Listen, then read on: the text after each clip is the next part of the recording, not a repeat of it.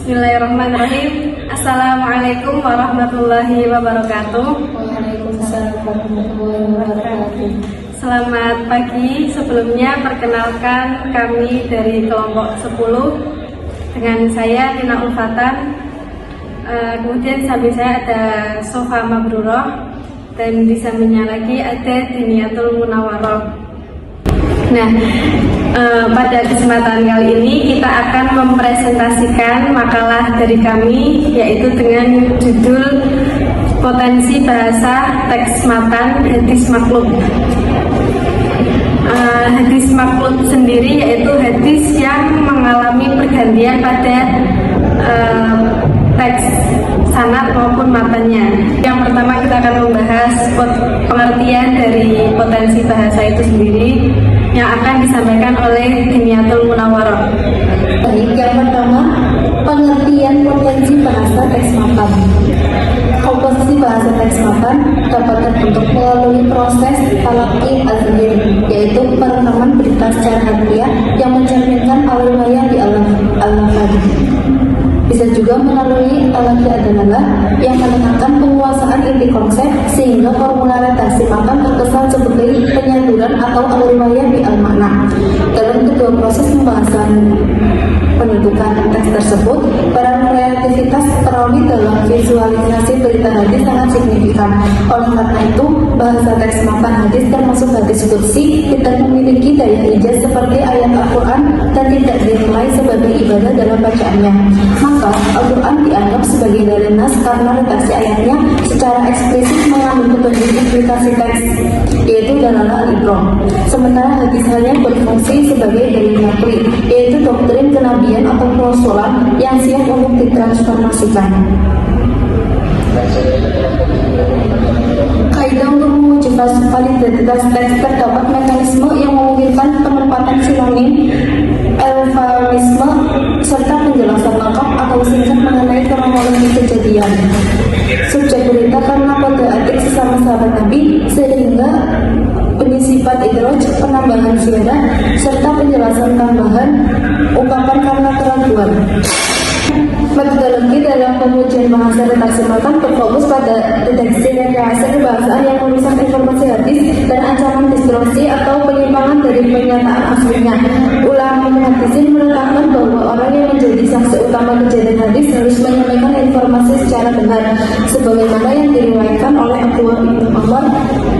Nabi Muhammad SAW bersabda, "Liyabluwa syahidakum ghalibakum," yang artinya hendaknya orang yang hadir di antara kalian menyampaikan kepada orang yang tidak hadir.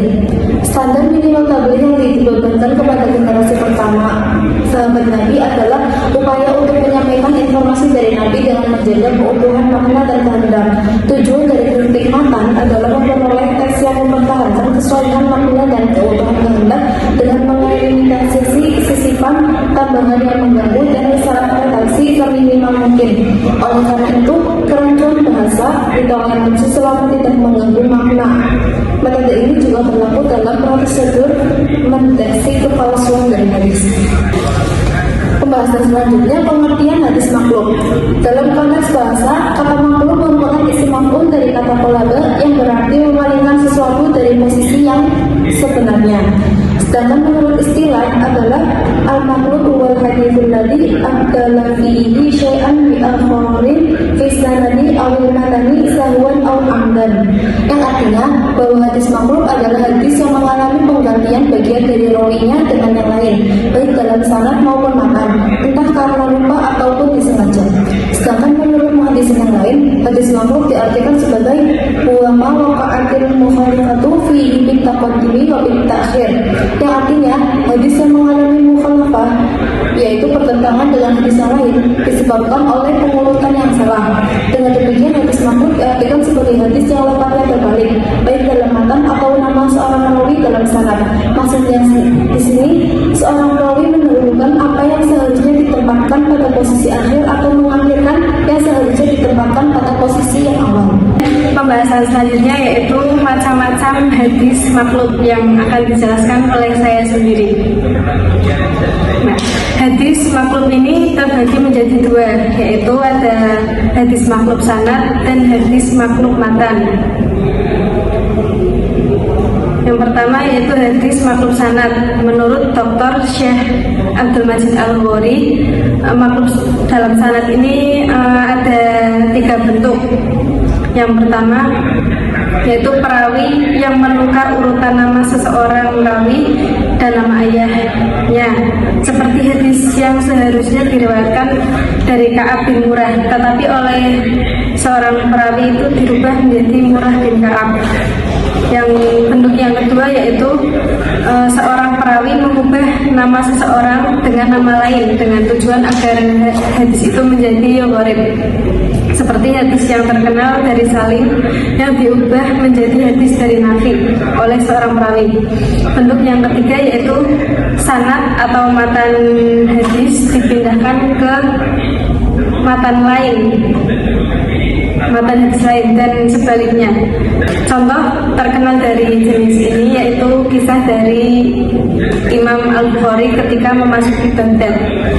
Kisah tersebut menggambarkan kecerdasan, ingatan kuat, dan ketawaduan Imam Bukhari. Diriwayatkan oleh Al-Hafidz, beliau mendengar sejumlah syekh ketika Imam Bukhari tiba di Baghdad, mereka menyiapkan 100 hadis. Nah, 100 hadis itu ditukar sanad dan matanya dengan hadis-hadis lain. Kemudian mereka menyerahkan 100 hadis itu ke 10 ahli hadis, dan ahli hadis masing-masing dari ahli hadis itu mendapatkan 10 hadis.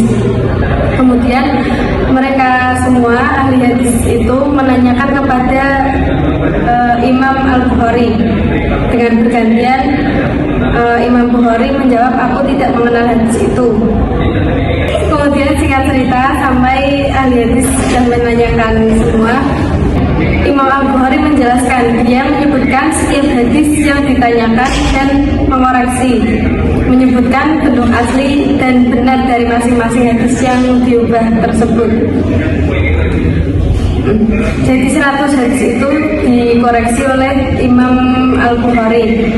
Kisah ini menunjukkan kuatnya hafalan Imam Bukhari dan tujuan dari dipindahkannya sanad tadi yaitu untuk mengetes seberapa kuat ingatan Imam Bukhari. Kemudian yang kedua yaitu ada hadis maklub matan.